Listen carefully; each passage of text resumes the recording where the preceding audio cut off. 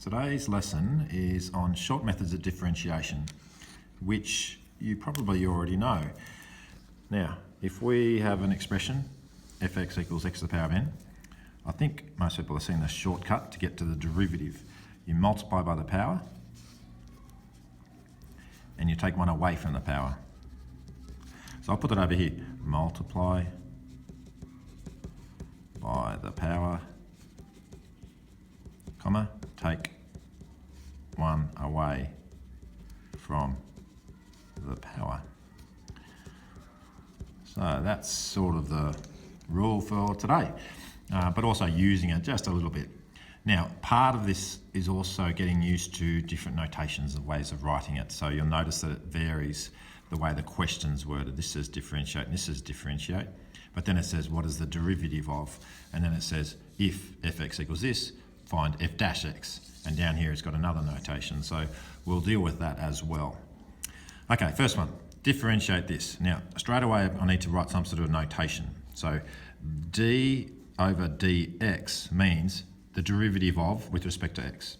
So d dx of x cubed plus x to the power 4 is, so now this is good notation. The derivative of this is 3x squared plus 4x cubed. Multiplying by the power, minus 1 from the power, multiply by the power, minus 1 from the power. By the way, when there's pluses or minuses between them, you just do them separately. So that's it.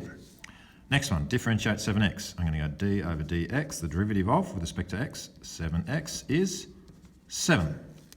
Lots of ways of explaining that. There is a power of 1 here. That's probably the easiest. Times by the power, minus 1 from the power, you get a power of 0. Anything to the power of 0 is 1. Next, different wording. What is the derivative of fx equals x to the power 4 minus 7x plus 1? So the notation I would use here for sure is f dash x equals, that says the derivative of fx. I've just moved it over here because there's a bit more space. So now multiply by the power, 4 minus 1 from the power, 3. Derivative of 7x is 7. Derivative of 1 is 0. The derivative of a constant is 0. So that's it. Next, same sort of question, but it has a different step because it says what do you get when you sub 1 in. So here's fx, so what's f dash x? The derivative is 0, because the derivative of 20 is 0. This is minus 12x, when you times by 2 and take away 1 from the 2. Minus 1, because this is minus 1x in front of it, and the derivative of minus 1x is minus 1. Now, what is f dash 1? Just means sub in 1.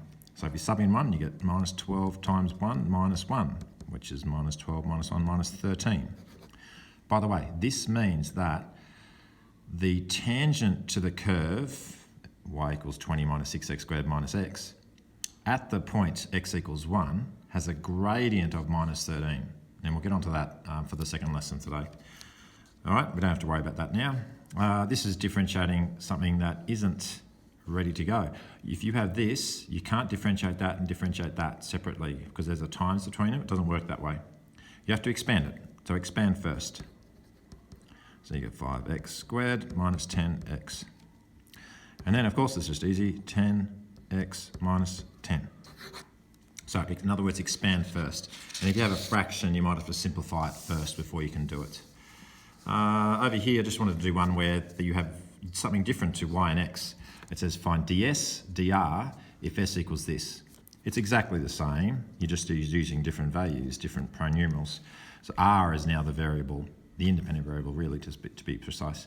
So times by 2, minus 1, and then the derivative of 12r is 12, so minus 12. So it's the same idea. Now, if you want to stop and break this lesson into 2 halves, you can stop and do exercise 8.04, I reckon for a maximum of 30 minutes. There's quite a lot of questions there, and I'm saying do all questions, but cut yourself after 30 minutes. If you want to stop, you can. Otherwise, you can do 8.04 and 8.05 together because there's no fundamental difference between them. There's no difference in content. So I've just called it from exercise 6 to exercise 8. Let me question example 8. Of course, I'm in example 7 and example 8. So I'll just keep going, but you might have stopped it. Now, this is now differentiating with fractions as powers and fractions of x, in other words, negative powers of x. So with those, you have to change them to a single power first. 7 is just 7 times. All right, now the cubed root of x is x to the power of a third. Index laws, you've got to remember that the cube root is the same as the power of a third. Then you do the same thing as before. So if differentiating this, f dash x is times by the power, so 7 times a third is 7 over 3, and minus 1 from the power. You take 1 away from a third, you get minus 2/3. That's okay. I would be happy with that if you, especially now you're just starting to do this. But x to a negative power is 1 over x to the positive power.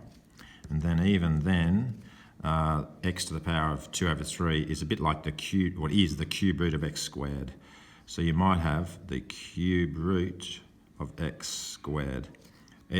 This is fine, just don't worry too much about the simplifying bit. Next one, differentiate, we'll find the derivative of y equals 4 over x squared. And it says, find the value of the derivative when x equals 2. So I'm going to go back to this, I'm going to write this over here. But you can't differentiate this because it's not x as a power. You've got to use the index laws, and 1 over x squared is x to the power of minus 2. So it's 4x to the power of minus 2 before I've even differentiated. And now I can differentiate times by the power. I'll even use y dash this time. So y dash is minus 8x to the minus 3 because you take 1 away from the power. And that's okay, but this is probably the best way to write it because the question is written like this. So write it back as a fraction. So what I want you to do now is exercise 8.05, all of the questions, maximum of 20 minutes. So this is in lieu of the lesson in the morning. So it's 50 minutes worth of work from the textbook, but also the 6 minutes or so that you watch this video.